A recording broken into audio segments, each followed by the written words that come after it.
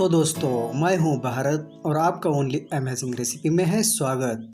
तो दोस्तों आज हम महाराष्ट्र की प्रसिद्ध पुरन पोली की रेसिपी बनाने वाले हैं। आई होप कि आप इसे देखोगे तो आप इसे ज़रूर बनाओगे।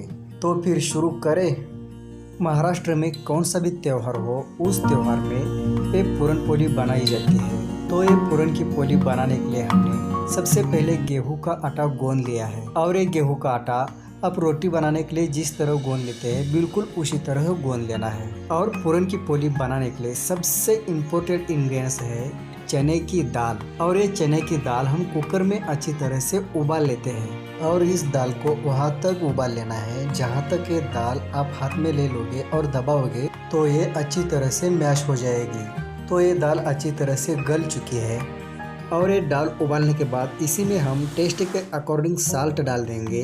फिर इसमें हम छोटी इलायची के सीड्स और थोड़ा सा सौंफ डाल देंगे और साथ में थोड़ा सा कद्दूकस किया हुआ गुड़ भी डाल देंगे। गुड़ को आप कद्दूकस करके डाल दीजिए। फिर अभी हम एक बर्तन लेते हैं और इसी में एक पूरन बनाने वाली जाली डाल देते हैं और इस जाली में हम ये दाल डालकर इसे अच्छी तरह से पीस लेते हैं। ऐसे पीसने से ये पूरन बहुत ही अच्छा और बहुत ही बारीक बनता है, बिल्कुल इसी तरह। तो अभी आप ये देख लीजिए ये पूरन कितना अच्छा बना है, कितना सॉफ्ट है और कितना बारीक बना है। तो अभी हमने ये जो गेहूं का आटा गूंद लिया है इसी के हम लुहिया बना लेते हैं। तो हमने 5 लुहिया बनाई है तो हमारे 5 पोली बनके तैयार होने वाली है। यहाँ तक तो हमने बनाया लेकिन यहाँ से आगे हमारी माँ बनाएगी। तो अभी ये लुहिया हाथ में लेकर इसे गोल बना लेते हैं और इसे गोल बनाने के बाद इस लुहिया के अंदर पूरन डालने के लिए स्पेस बना लेते हैं।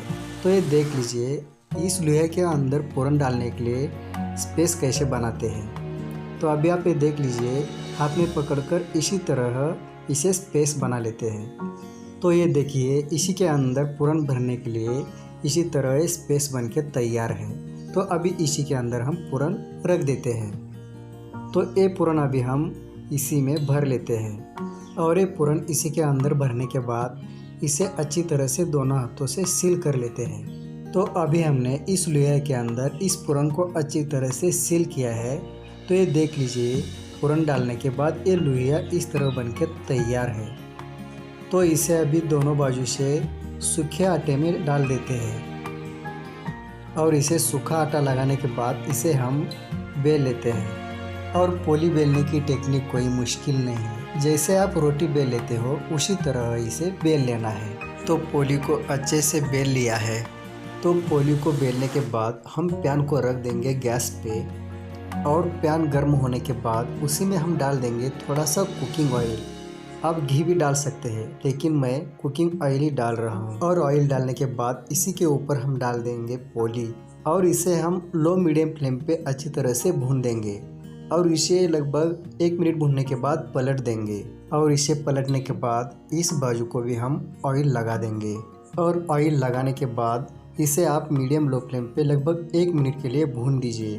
तो अभी आप देख लीजिए जादू। तो अभी आप ये देख लीजिए ये पोली कितनी अच्छी तरह से फूल रही है।